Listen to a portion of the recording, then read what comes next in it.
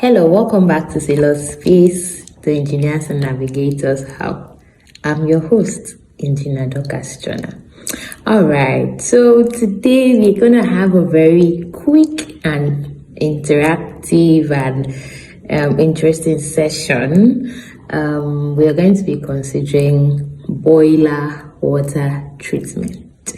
Okay, so quickly we'll just talk about the important chemicals we are supposed to be dosing into your boiler water system, and why you need to dose this chemical into your boiler system, and what will happen if you don't dose this chemical into your boiler system.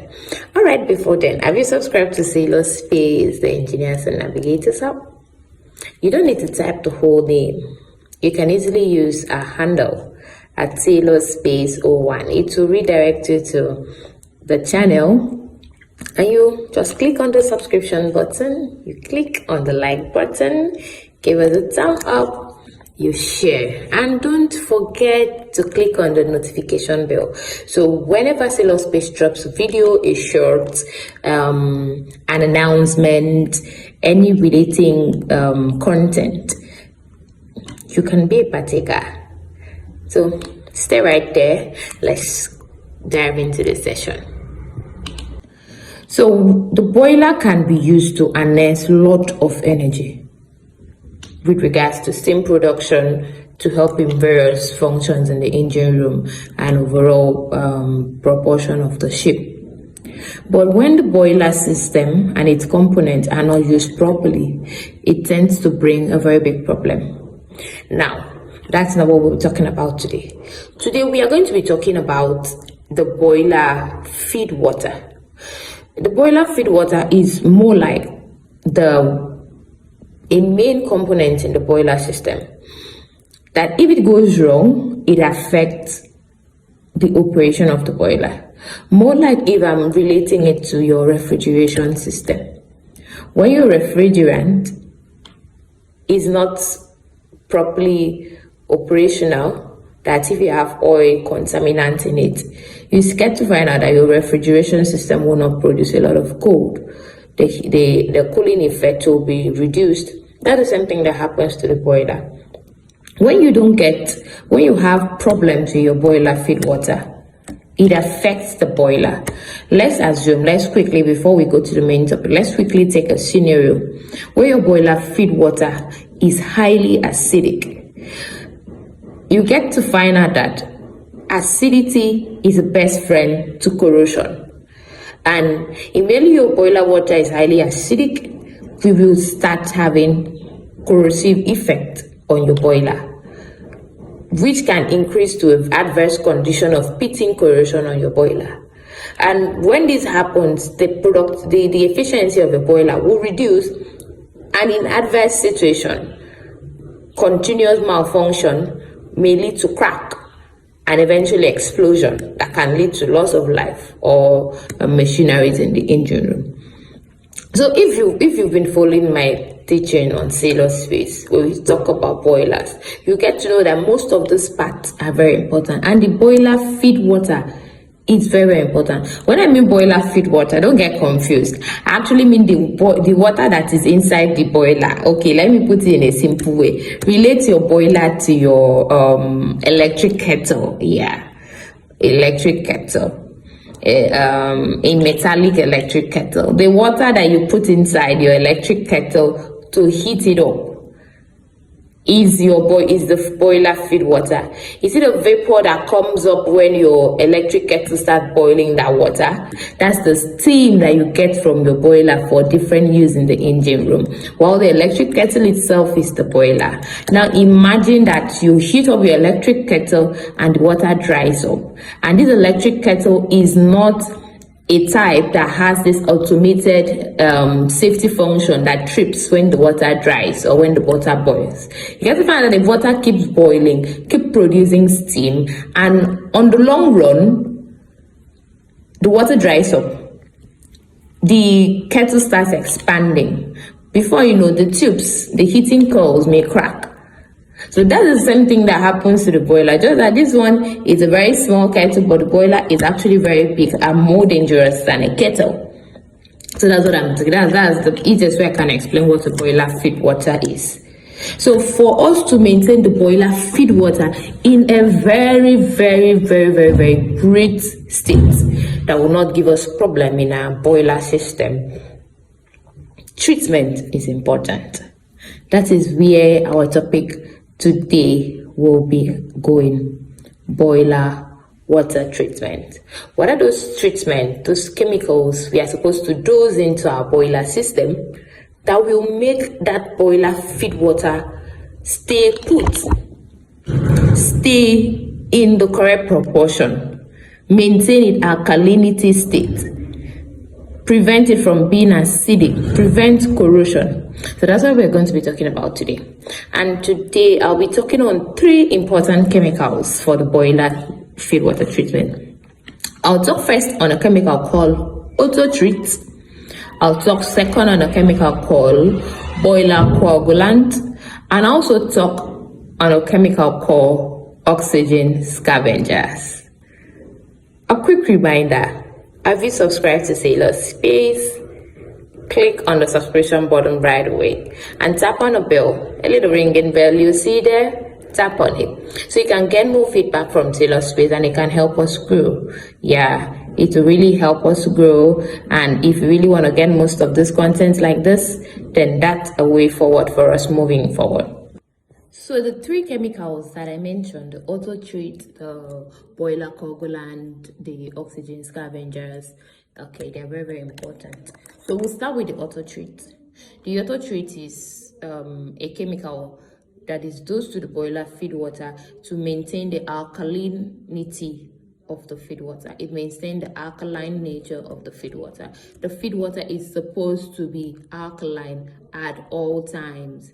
At all times, the pH of the boiler feed water is supposed to be maintained within a range of 11.0 to 11.5 at all times.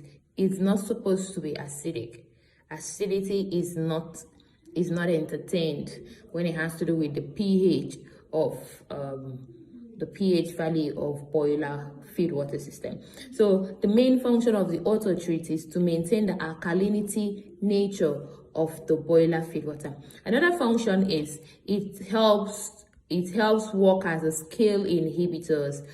During operation of the boiler, scales formation is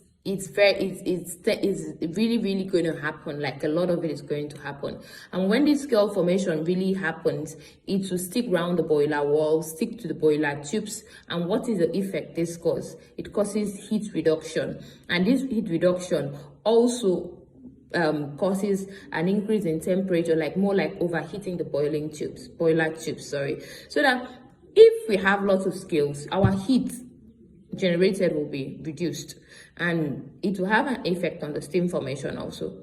So that's why scale formation is not encouraged. It's not a good factor in boiler system. That's why we need auto treat. So auto treat also acts as a scale inhibitor and prevents scale formation in the boiler. Okay, another one, it acts as a dispersant. I mean, it does not allow the chemicals that are dosed to clog and form big particles that can prevent heat transfer.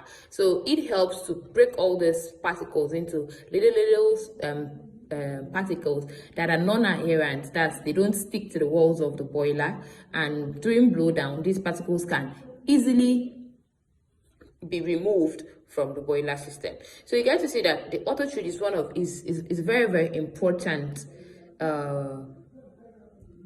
part of a boiler feed water treatment. It is very important, and I mentioned earlier that it is used to maintain alkalinity, that's to reduce the acidic nature of the boiler.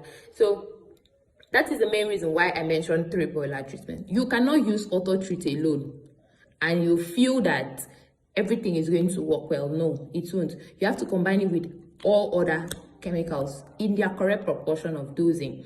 So all right, so Quickly, let me restate recap what I said about auto treat. So they contain alkaline chemicals, like volatiles and amine, that will neutralize the acidic nature of the boiler and keep the condensate in good state. The second one, it acts as a dispersant, that it prevents sludge from suspending in the boiler water, and if the sludge does not sustain in the boiler water, it will break them down into little particles that will be easily removed from the boiler water during blowdown. And also it removes scale it acts as scale inhibitor, that it prevents scale formation on the boiler walls and on the boiler tubes, heating tubes. So another function is, when we achieve this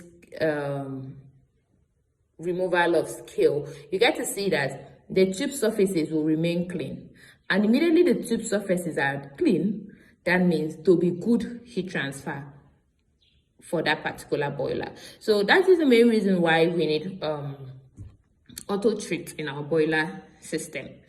Okay, the second chemical that I'm going to be talking about today is the oxygen scavenger.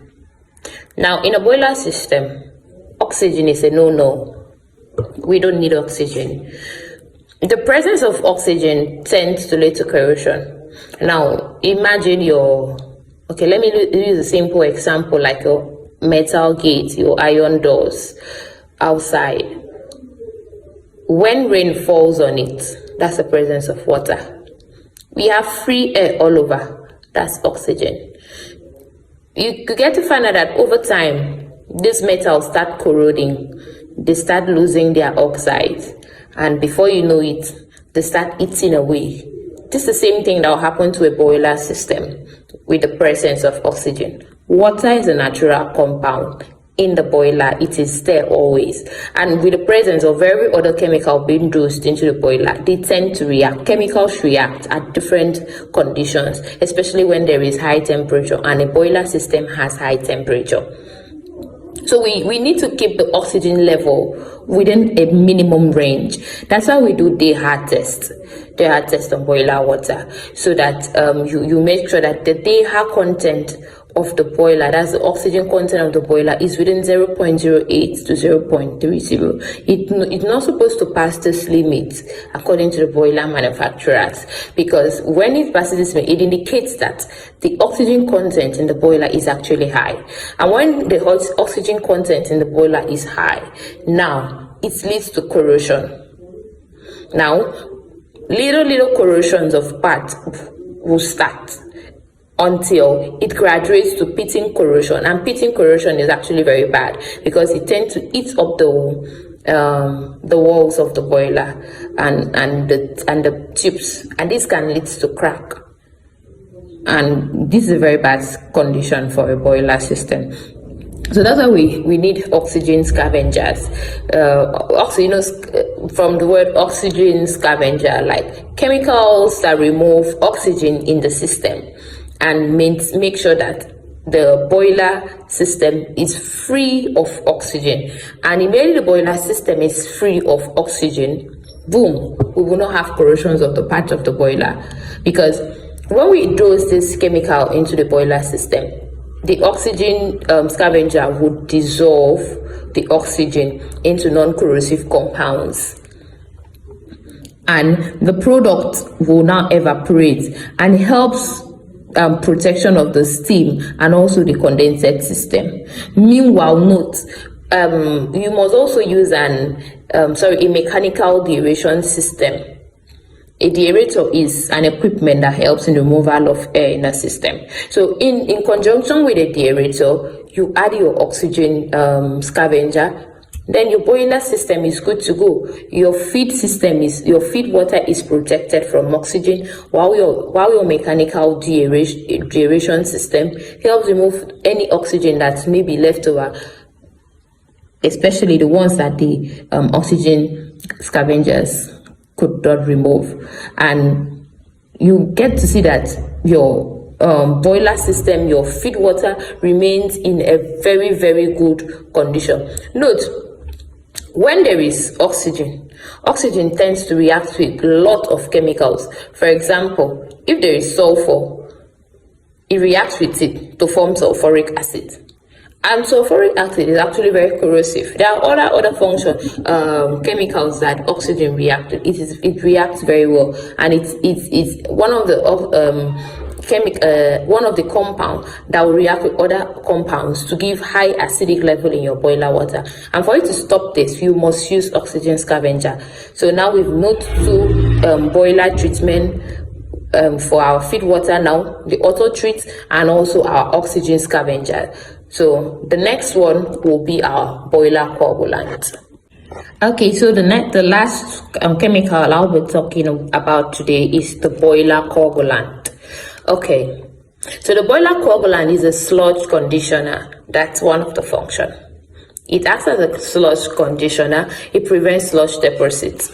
Definitely in a boiler system, sludge is more like byproduct of chemical dosing. When chemical reacts, they tend to form products. So some of those products are not useful in our boiler feed water in our boiler system. And if they are allowed there, they accumulate over time and prevent heat transfer to be achieved effectively. So that's why we need boiler coagulant. It acts as a sludge conditioner to prevent sludge deposit. So how does this work? It prevents the deposit of boiler sludge on the boiler internal surfaces. It helps keep the sludge dispersed. It breaks them down into tiny small particles that it is easily removed from the boiler during blowdown. Then another function it does is it does not allow the sludge to stick to the walls of the boiler. Sticking to the walls of the boiler also causes heat reduction in heat transfer, and over time may lead to scaling on the walls of the boiler. So now when we have boiler coagulant, it helps disperse the sludge, make it to be non-adherent, that's non-sticky to the boiler walls. And remember, boiler coagulant is not used alone. It is used in conjunction with auto treat. So you can get to see that these 3 chemicals, they work hand in hand. They are very important. You don't use one and leave the other. It will give a half job. So you must use the 3 of them, together. Now, another function of the boiler coagulant is in terms of little contamination of oil. I said little contamination of oil. Now, for boiler system that have the scum valves, you can easily open the scum valve and some of the little contamination of oil goes out. Now, either way, some oil may not actually go out through the scum valve. But now we get to say that some boiler systems are old spec. They do not have scum valve, even those that have scum valve. So what this boiler coagulant does in that situation is that it prevents this oil from adhering to the walls of the boiler. Oil reduces heat transfer in the boiler, and when it is on the tubes, it can cause overheating of the tubes because it will prevent the heat from being transferred properly. So what the boiler coagulant does, it prevents the oil from sticking to the walls of the tubes, the walls of the boiler, and it conditions it and turn it to non-sticky sludges that it's being removed during blowdown. But this can only be done in condition where there is very little contamination of oil. When we have large contamination of oil, the boiler has to be stopped, put out of service. The cause of the leakage is the oil contamination determined, and an alkaline wash can be done in between some of the things that are supposed to be done. That's a topic for another day. So you can see that these 3 boiler treatments are working hand in hand. They support themselves to ensure that the boiler system, the boiler feed water is working properly, keeping the boiler system clean, always removing sludge from it and extending the boiler lifespan, leading to reliability and high production of steam. So you get to agree with me that for your boiler feed system, your boiler feed water system to work properly, you must always dose your auto treat, your boiler coagulant, and also your oxygen scavenger for the removal of oxygen. So the best way to dose these chemicals is through automatic dosing, through your dosing system. But if that's malfunction, then there's always a manual dosing where you can dose it to your system, but with specified amount according to manufacturers of the boiler. So this is where we'll stop for today. Our topic today was chemicals to be dosed in the boiler system. We talked on some of the chemicals, that's the auto treat, the oxygen scavenger, and the boiler coagulant. So have you subscribed to SAILORSPACE? Don't forget to subscribe to SAILORSPACE before you log out. Click on the notification button, like, comment, and share. Until some other time, we'll have a beautiful section then.